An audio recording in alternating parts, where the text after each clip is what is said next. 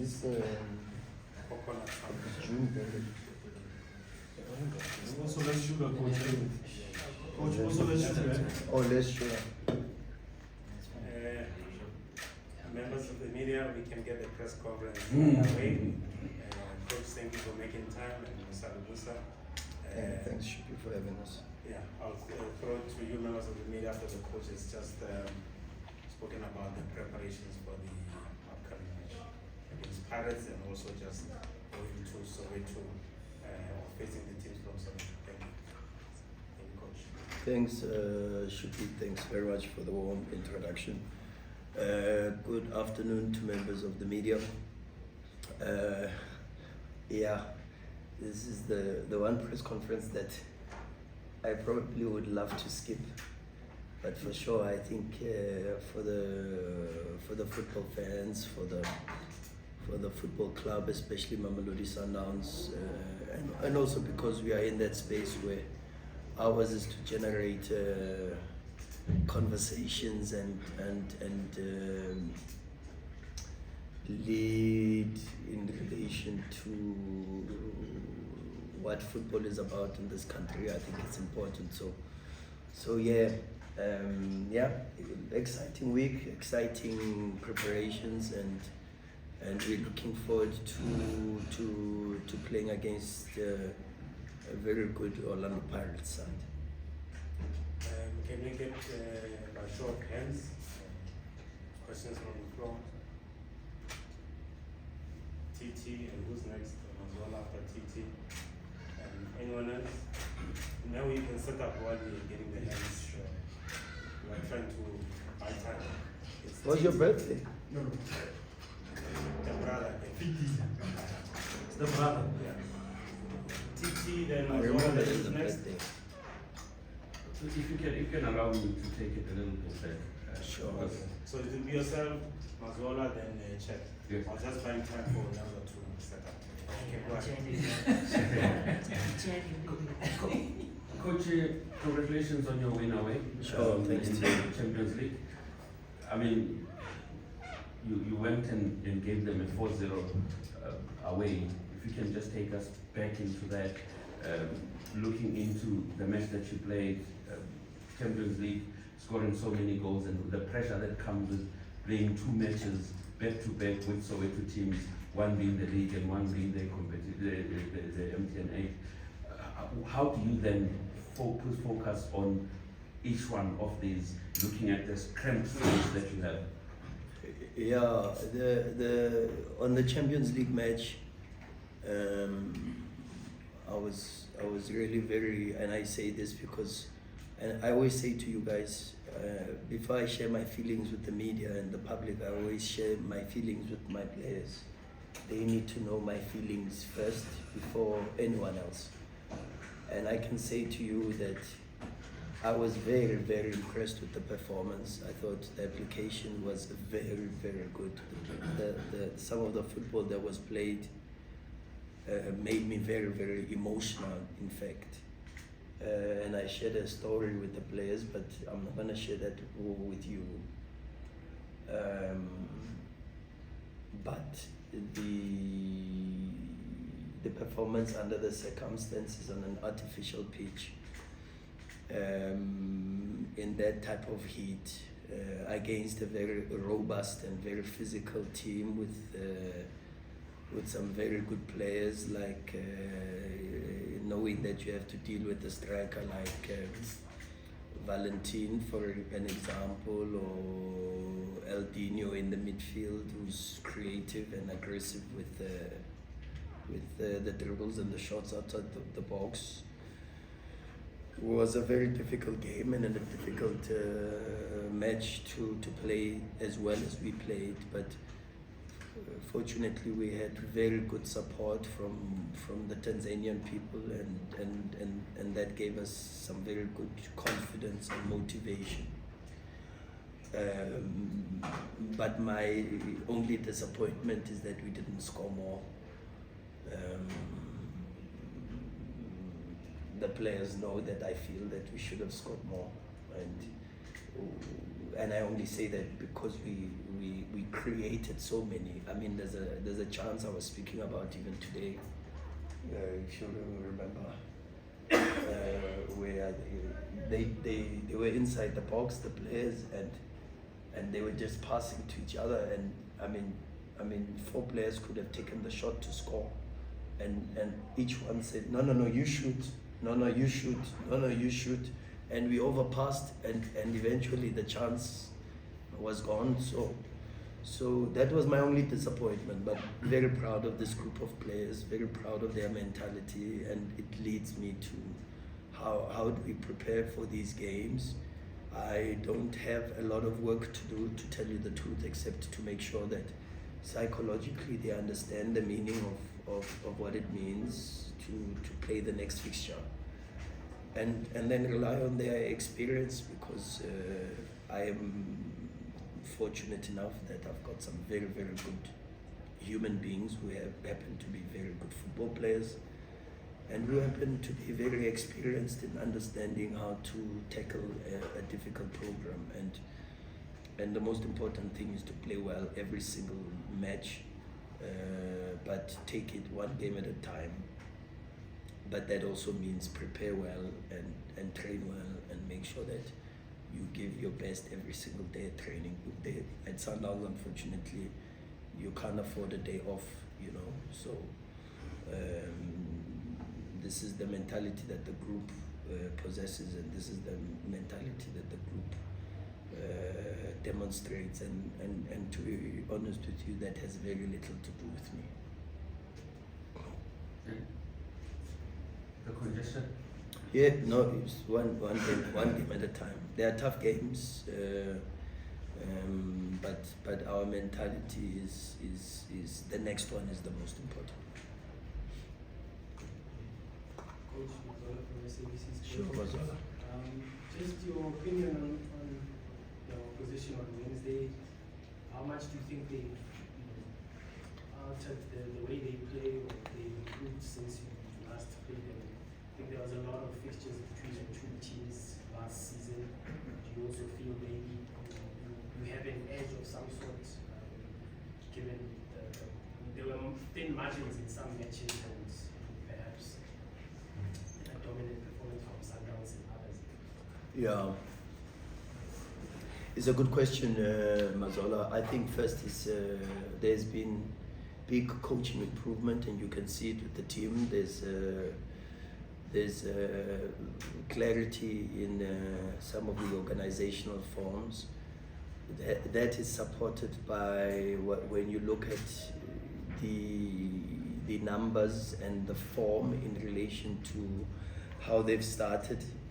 They've played 9 matches. They've won 6 with 2 losses and 1 draw. They've scored 18 goals, with Zakele Lipasa scoring 10 of those, and then of course moving into that space of being the first Pirates player to score 10 goals as quickly as he has, and they've conceded 6. But that's not just the data that's the most important, because that's the data that profiles their form. What profiles their playing system is that they average 60% ball possession, which means as compared to last season, they keep more of the ball this season. They do play faster, where they average about 20 seconds per possession spell. Ours is a little bit more, because we play a little bit in moments, and we have a different way of playing. They do create a lot of situations from crosses, like averaging 9 crosses per match. They create about 13 chances per match, and they've got an XG of 1.7 per match. And so already you can profile and see where the team is from an offensive perspective. So for now, there's been big improvements, and we know that we will be playing against a very, very good team where a lot of detail, small details will make the difference. Coach, Renzi from Italy Times, you obviously Sure, have right. I think six wins in the league.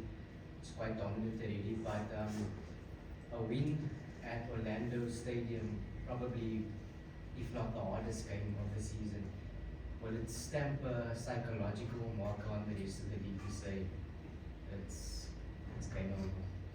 No. For two reasons. One, this is football, and football in its nature is an extremely unpredictable sport. And two, it's too early in the season. There's so many games to be played and against so many other teams, and they are going to be even more difficult. So we go to Orlando with the mentality of knowing for sure that it's a difficult game, but we know we've played even more difficult games. Like we've gone to Morocco and we've played difficult matches. We've gone to Algeria and played Belouizdad and we've had difficult games. We've gone to Cairo and we've played difficult games. We've gone to the same Orlando and we've played difficult games. And so we trust ourselves to be able to put on a good performance, and that's the starting point. That is our focus. Is we know we have to play well to give ourselves a chance to beat Orlando Pirates. But it's one of the 30 games that we are going to have to play this season, and it on its own has no specialness to it, except to say it's one of the 30 games that we are going to have to play.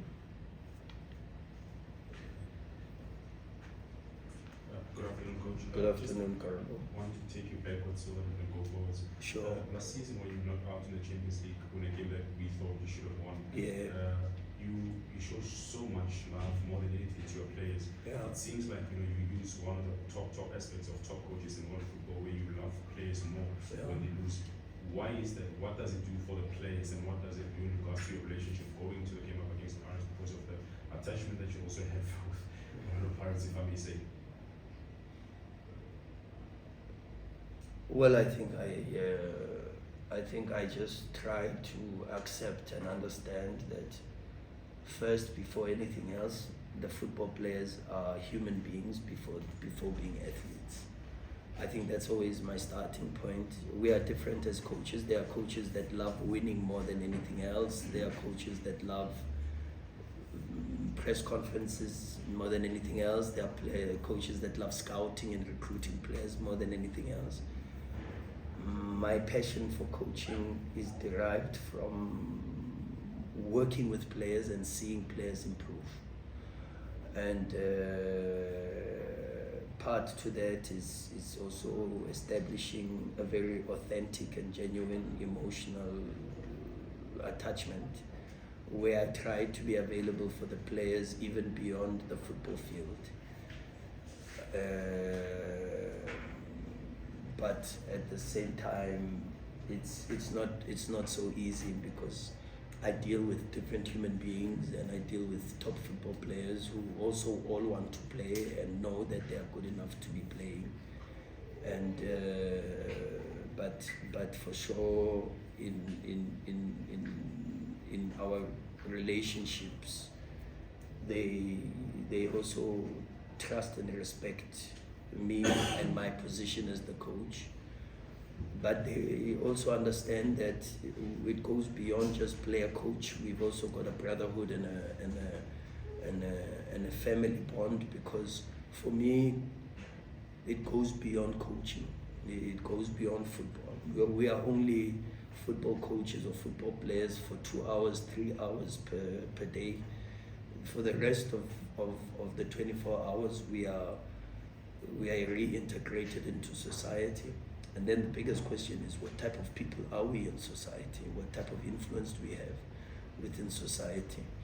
And I try by all means to be the type of person that they would love to have as their coach, but also to love to have as their friend even in many, many, many more years to come.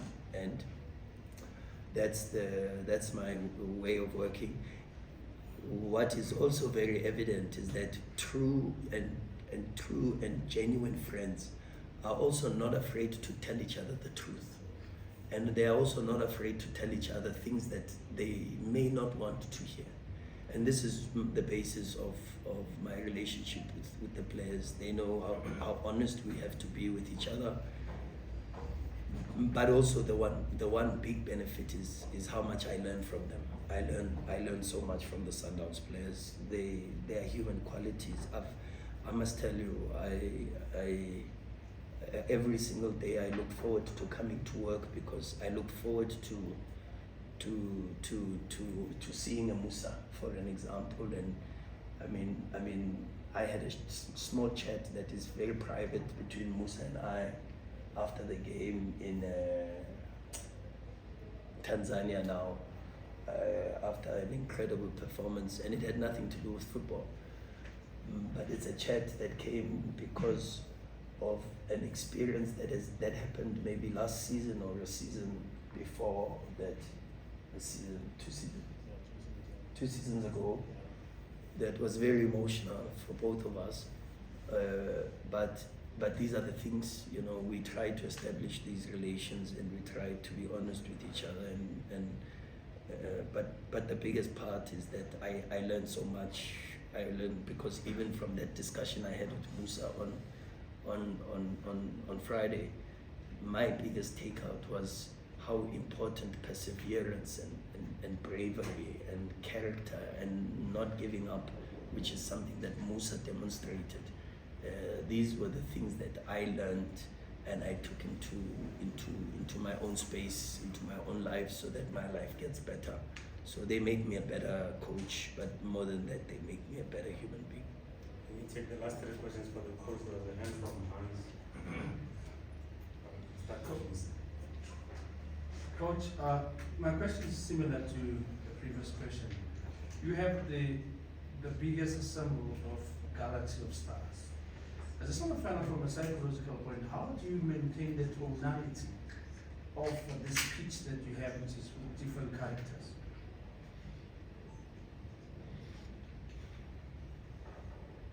I just happen to coach good human beings. I think that's the only way I can put it. I just think they are good human beings, and they're a pleasure to work with. I am very demanding. I am very relentless. I put a lot of pressure. I am very obsessive. But they deal with me, and they deal with me because they are good people. And I can only answer your question by giving that statement of saying I'm just privileged to be in a position where I work with very good human beings. Coach, have you been pleasantly surprised by Lucas Ramiro, the way he has acclimatized to our football, and also can you just fill us in as to what makes this guy tick? Am I pleasantly surprised? No, because there was a lot of work done behind the scenes, from the scouting department, the data department, Ryan Hunt, Flemingberg with the sporting director. There was a lot of work done there. There was a lot of work done in the office by Yogesh Singh, who had to travel even to Brazil, and so the club made a very extensive efforts to do that. I spent a lot of time watching Lucas, and I watched Lucas play in a different position to what he is playing now, but I was very clear from day one when he arrived, even to the players, they would tell you of some of the qualities that I had identified from Lucas that I felt that the team needed.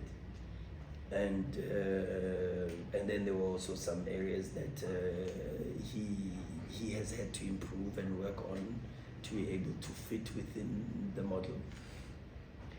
what I can say to you is that he has worked very, very hard to gain the trust of his teammates, because I get the feeling when he plays and at training and in around the premises and in the facility that his teammates trust him. And that thing is very, very important for a player arriving within the group. And it's because of the work and his humility and his personality as a good human being, because also above the fact that we try to recruit some of the best players, one of the other things is we try to recruit the best players who happen to have the human qualities that we think are needed to work with us and to be in this organization. Lucas has qualities that you can't coach as a coach, you can't improve. They are there and they are there because they are God-given. He is Brazilian, and a lot of people don't understand when I say to people that there's a difference between skill and flair, and a lot of South American players have flair, and you see it sometimes with Lucas. You see flair, and it's things that you see with Neymar, for an example. You've seen with Robinho, for an example. And it's not skill, but it's flair. There's an element of elegance, and he possesses that. But I also still think there's a lot of room for improvement, like with all the players at Sundowns. All the players at Sundowns know that we sit for corrections. We sit every day. I watch training. We sit here. We have corrections of training sessions. We have corrections of matches. We even correct small things like body language. It's crazy, but that's the space we operate in. We are in that space, and I think there's still more for Lucas. Just like I think there's still more from Lesiba Mkuu. A lot of people, when we signed Lesiba, said Lesiba is not Sundowns material. But Lesiba has gone on to show that he has the qualities, and we've done extensive work also. Mendieta is improving and getting there, and he will also come into that space. Obas is a player that has incredible qualities, and I think even qualities that have not even been tapped into. Qualities like driving with the ball and you look in the modern game now in the midfield, the prototype of midfielders that Jude Bellingham. Last night I was watching Real Madrid, Jude Bellingham, and the role that he plays for Real Madrid. You watch Arsenal and you watch the role that Declan Rice plays for Arsenal. The versatility and the aggression on the ball of a player like Thomas Partey, for an example. Kovacic, and his ability to run and drive in the midfield. And I think Obas has got these qualities, but it's qualities that he's not even aware that he's got. And so there's still quite so many things that we are trying to teach and to improve and to help. So you've got to be patient with these players. Maseko is the same. Maseko has qualities that you can never, ever take responsibility as a coach to say you helped him to have this. But for sure, there are things from Maseko's game that we would like to improve. And every single day we try to come with clips from Arsenal and from Man City and from Napoli. Brighton now is one of the things that we are so obsessed about in this team, and to try to show some of the players, because that's, as I said even to Karabu's question, my job and my happiness derives from seeing players improve. That's one thing that makes me very happy, is seeing a player come from here to here. And I'll make a small example, and maybe because Musa is here. On the day of the match, we were doing corrections with Musa, and there was a situation against, I'm not so sure, it was a friendly against Sikukune, where I felt Musa could have blocked a shot, and I made a reference to how David Luiz, Ricardo Carvalho defend in those type of situations.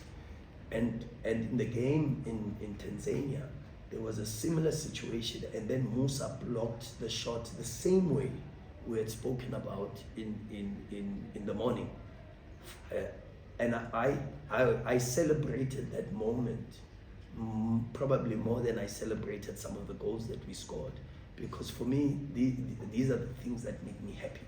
These are the things that give me real pleasure. And maybe it's because I was a youth coach, and my background is that of a youth coach, where I've coached a lot of players and I've seen them grow and develop and become better and better and better.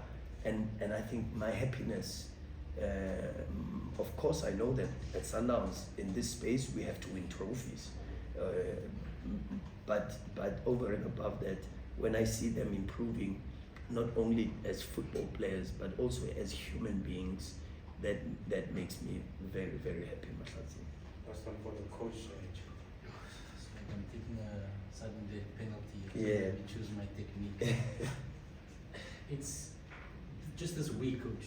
It's a very rare occasion in South African football where we'll see Mamelodi Sundowns come up against the traditional big two within the space of a week, aside from last season's Carling Cup, of course. Yeah. But how do you confront a week like this where you face these two traditional big clubs in the country, and beating both of them in the same week would obviously be a massive boost for you guys, and sort of solidify your status as the elite club in South African football. Is that something you psychologically, and you did speak about psychological management of the players? I mean, they've got the ability to win games, but your job is more psychological. How do you confront this week in that context where you face Pirates, which that result could also add context to how you're going to Saturday's must-win cup clash against Chiefs? Yeah, it's a good question, Chad.